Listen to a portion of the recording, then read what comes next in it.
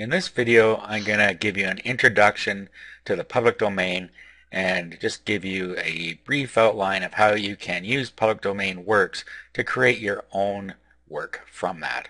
I'm going to speak specifically about ebooks, but there's many other things in the public domain such as art, software, you name it, it's here. Okay, so one of the sites that I like is called manybooks.net. It has actually taken a lot of the things from Project Gutenberg, which is the main source of public domain works, and it's made them a little easier to navigate through. So what I do is I always go with genres. Now you can do this any way you want, but I like to look at genres and then decide what type of book I want to create from here. So let's go to cooking and see what we have in here.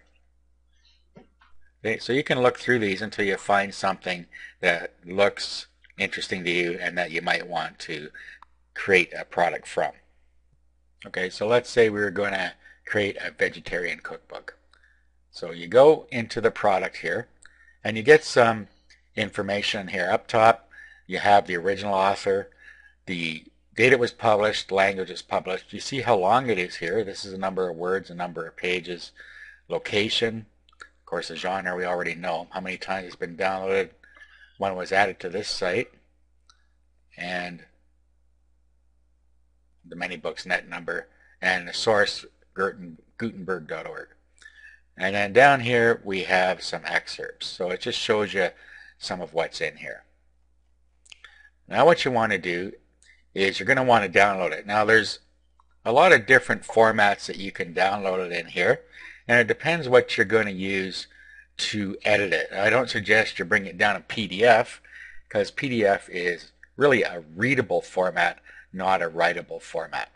You're usually pretty safe with RTF, which is rich text format. It will open in any word processor. You can also bring it down in text file. So just decide how you want to bring it down. I'm going to bring it down in RTF, so I click on that. Now I click on download, and then I can download it to my computer.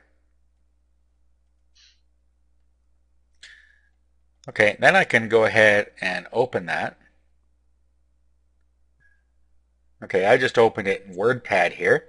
What I actually am going to do is I'm going to do an open it with, and I'm going to open it with openoffice.org.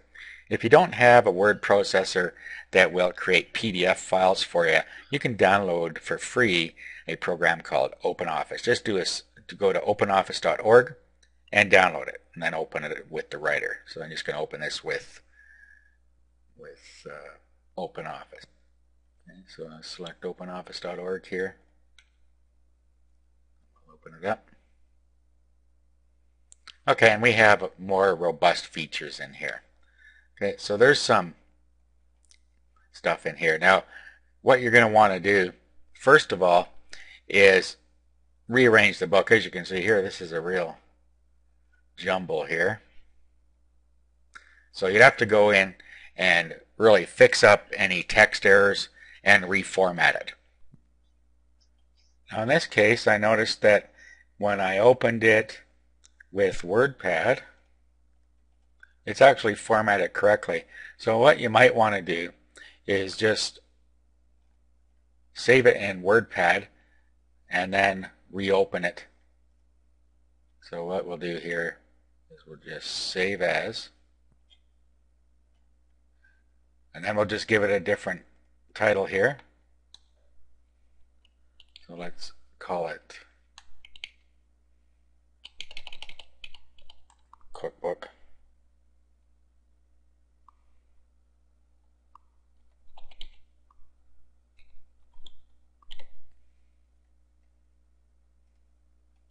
Okay, now what you could do is just open up Cookbook with OpenOffice.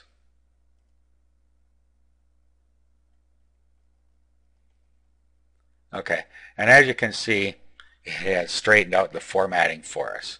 So then we could continue with editing the ebook. Okay, so what you're going to want to do at this point is go through it, see if there's anything that you want to change. There likely is. And like language and stuff, for instance, is different now than it was in, say, 1906 or 15 or whenever this was made. So conversational language has changed since then. So you're probably going to want to go through, read this, and change anything to make it more modern. You also decide what content you want to put in here, any other changes you want to make. Then, of course, what you're going to want to do is have some graphics created. Okay, the graphics, you can put pictures in with the recipes, for instance. You need a graphic for the book, and you're going to need a graphic for the website you're going to sell it off, if you are in fact going to sell it off a website. And then, of course, you're going to need to make a table of contents. And once you've done that, what you're going to want to do is export it as a PDF file. So you do File, do Export as PDF, and then when you click Export, you'll have a PDF ready to sell.